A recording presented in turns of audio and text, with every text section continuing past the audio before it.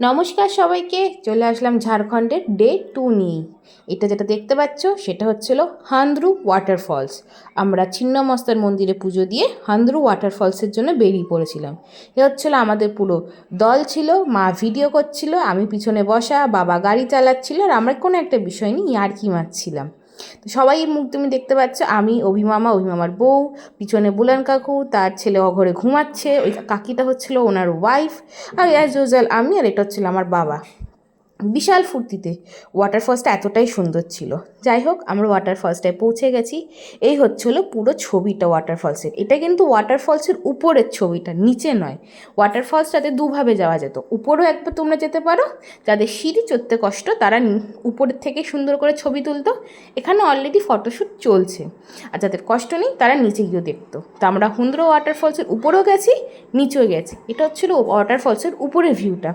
এটা তো সুন্দর, দেখো উপরটা এত সুন্দর, তাহলে ভাবো নিচটা কত সুন্দর হবে। আমি জানি না ক্যামেরাতে আমি সঠিকভাবে হান্দ্রু ওয়াটারফলসের সৌন্দর্যতাটা তুলতে পেরেছি কি না, কিন্তু যতটা পেরেছি ততটা তোমাদের সাথে শেয়ার করব। চলো নিচে যাওয়া যাক। এই যে আমরা ওয়াটারফলসের নিচে চলে এসেছি। ওয়াটারফলসটা সত্যি অসাধারণ ছিল, কিন্তু একটাই কষ্ট ছিল, এই ওয়াটারফলসে আসতে গেলে তোমাকে 745টা সিঁড়ি নেমে আসতে হবে। প্রাণ ফুলে এসেছিলো এতগুলো সিঁড়ি নামতে গিয়ে, কিন্তু নামার পর যখন গেলাম না ওয়াটারফলসটার কাছে, ওই যে আওয়াজ, ওই যে হাওয়া, অসাধারণ সুন্দর। সমস্ত ক্লান্তি নিমিষে মিটে গেল। ওই যে আমি নেমে আসছি, প্রচুর ফটো তুলেছি, প্রচুর ভিডিও করেছি, মানে অনেক। যদি অত ফটো আর ভিডিও এই একটা ভিডিওর মধ্যে দিতে যাই না, তাহলে ভিডিওটা অনেকটাই বড় হবে, এমনিতেই অনেক বড় হয়ে গেছে। কতটা সুন্দর, আর কত লোকজন দেখো চারপাশটা, অতি অসাধারণ সুন্দর। ওয়াটারফলসটা দেখো কীভাবে বয়ে আসছে। এখানে আমি স্টাইল মারছিলাম, পোজ দিচ্ছিলাম ভিডিও আর ছবি তোলার জন্য।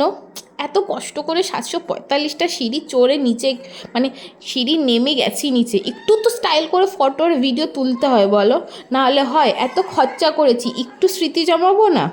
অসাধারণ সুন্দর। এই ওয়াটারফলসটা দেখে না আমার বাহুবলীর ওই গানটা মনে পড়ছিল, যেখানে প্রভাস তামান্নার পিছনে যাবে আর ওই গানটা হবে। অসাধারণ সুন্দর। আবার আমি একটা না একটা পোজ বা স্টাইল দিচ্ছিলাম, এটা আমার অভ্যাস। এ দেখো আমি আবার চলে এসেছি স্টাইল আর পোজ নিয়ে। কী করব, প্রচুর ফটো তুলেছি। পাশে আমার মা ছিল, কাকিমুনিরাও ছিল, বাবা আর অভিমামরা নিচে আসেনি, ওদের পক্ষে এতগুলো সিঁড়ি ওঠা অতটাও সম্ভব ছিল না, তাই ওটা নিচে আসেনি। আমার মোটা ফিগারটাকে ইগনোর করতে করতে সৌন্দর্যতাটা তোমরা দেখো, কতটাই সুন্দর লাগছে, খুবই সুন্দর। আমি বলবো কেউ যদি ঝাড়খণ্ডে যাও, কোথাও যাও না যাও, এই ওয়াটারফলসটা অবশ্যই দেখবে। যত কষ্টটা নিচে আসতে হবে না, তার সব কষ্ট নিমিষের মধ্যে দূর হয়ে যাবে, এতটাই সুন্দর। যাই হোক, এই ওয়াটারফলসটা দেখে আমরা এবার ফিরছিলাম। এটা ফেরার সময়কারের ভিডিও, ফেরার সময় ভিডিও করেছি। এই যে দেখছো, এই সিঁড়িগুলো কিন্তু সিঁড়ির মধ্যে কাউন্ট আসে না, এগুলো হচ্ছিলো জাস্ট এই যে লম্বা রাস্তাটা দেখছো, এই রাস্তাটায় ওঠা সিঁড়ি। এই রাস্তাটা পুরোটা অতিক্রম করে যাওয়ার পর 745টা সিঁড়ি শুরু হবে।